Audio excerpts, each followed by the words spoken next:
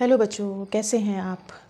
आज हम class 7th का 10th अभ्यास का 10B चतुर्भुज जो है आपका चल रहा है क्वाड्रिलेटरल, ठीक है। उसका नेक्स्ट अभ्यास है 10B। 10A हम लोगों ने कंप्लीट कर लिया है।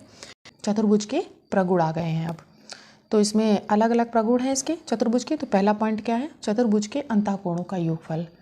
बच्चों हमें पता है चतुर्भुज के अंतःकोणों का योगफल कितना होता है, 360 अंश होता है। लेकिन तो हमें ये प्रूफ करना है कि चतुर्भुज के अंतःकोणों का योगफल 360 अंश होता है। तो इसके लिए क्या किया हमने, एक चतुर्भुज हमने लिया हुआ है और उस चतुर्भुज के हमने 4 टुकड़े कर दिए, ठीक है। 4 टुकड़े कर दिए और इसके चारों कोणों में कोण हमने लिख दिया, कोण ए, कोण बी, कोण सी और कोण डी। तो देखिए ये जो चारों कोण लिखे हैं वो सभी 4 टुकड़ों में बट गए, अलग अलग टुकड़े हो गए इनके। अब इनको क्या करते हैं हम, कुछ इस तरीके से सेट करते हैं। देखिएगा ज़रा, ये देखिए, ये हो गया आपका O, ये यहाँ पर हमने P बिंदु मान लिया। यहाँ पर कोण A मान लेते हैं, यहाँ पर B, और ये हो गया आपका C, और ये लास्ट हो गया आपका D।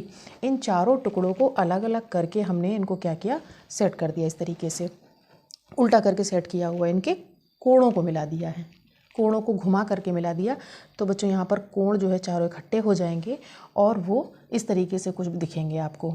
तो जब यहाँ से हम चलेंगे तो कोण A ये आ गया आपका, किसी भी अंश का हो सकता है, कितने भी अंश का हो सकता है। उसके बाद दूसरा कोण आ गया B, यहाँ पर C आ गया और यहाँ पर D आ गया।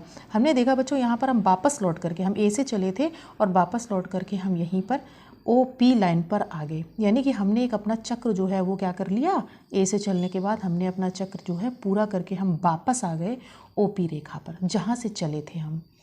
तो कितना का चक्कर हो गया ये हमारा, 360 का। हम मानते हैं कि जो हमारा कोण होता है, कौन सा, संपूर्ण कोण होता है, शून्य से चलता है। शून्य जैसे मान लीजिए स्टार्टिंग की हमने शून्य से और चल करके वापस आ गया, कहाँ पर हो गया, पूरा एक चक्कर लगाने के बाद 360 अंश हो गया।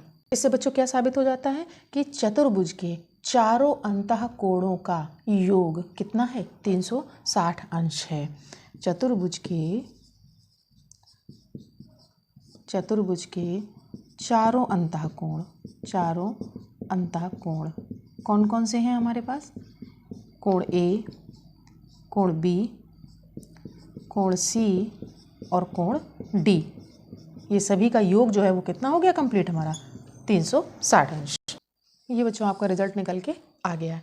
इसको प्रूफ करने के लिए हम क्या कर सकते हैं, हम अलग अलग कोणों के मान ले सकते हैं। जैसे कोण A हम ले लेते हैं 45 अंश, कोण B हम ले लेते हैं कितना, 45 अंश ये भी ले लेते हैं, और कोण C ले लेते हैं हम 120, और कोण D हम ले लेते हैं कितना, 150 अंश। इन चारों को हम योग करके देखते हैं। देखिएगा, कोण A प्लस कोण B, कोण C प्लस कोण D बराबर कितना हो जाएगा, इन सबको ऐड कर देते हैं। इस पूरे का अगर हम मान लें, इसको S बराबर मान लें, ठीक है, और तो 360 माइनस अगर हम S कर दें तो कितना हो जाएगा, 360 माइनस का 360 हो जाएगा। यानी रिजल्ट क्या निकल के आएगा, 0 निकल के आएगा हमारे पास।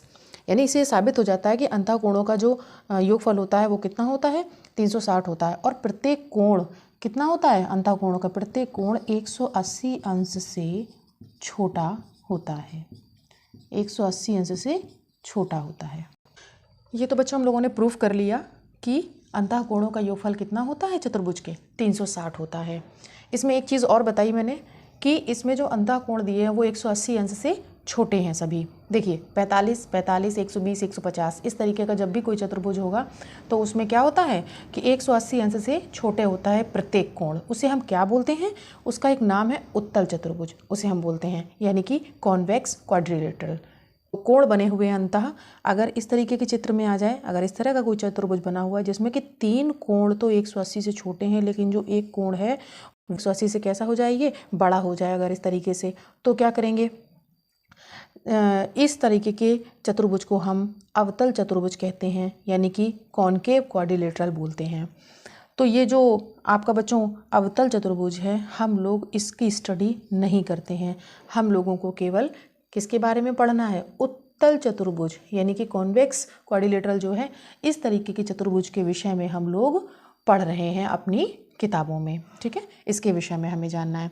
तो हम इन सब से किन चीज़ों पे पहुँचे कि चतुर्भुज के जो है अंतः कोणों का योगफल कितना होता है, 360 डिग्री होता है, ये हमने प्रूफ कर लिया, ठीक है। और क्या जान लिया कि जो चतुर्भुज अंतः कोणों का जो योगफल है 360 डिग्री होता है, उसमें जो प्रत्येक कोण है वो 180 अंश से छोटा होता है। यदि कोई कोण 180 अंश से बड़ा होता है तो वो चतुर्भुज का प्रकार बदल जाएगा, वो अवतल में चला जाएगा, और उस तरीके की हम लोग स्टडी यहाँ नहीं कर रहे हैं, ठीक है। और जो हमारे पास है चतुर्भुज जितने हमको दिए गए हैं वो कैसे हैं, उत्तल चतुर्भुज है, यानी 180 अंश से उनका प्रत्येक कोण कैसा होगा, छोटा होगा। ये था बच्चों आपका चतुर्भुज के प्रगुणों में पहला पॉइंट, चतुर्भुज के अंतःकोणों का योगफल, ठीक है। अब इसका जो अभ्यास है 10B, उसके सवाल हम लोग नेक्स्ट वीडियो में लगाएंगे। तब तक के लिए आप लोग इसे पढ़िए और वीडियो को शेयर करिए, चैनल को सब्सक्राइब करिए। सीखते रहिए गणित मेरे साथ।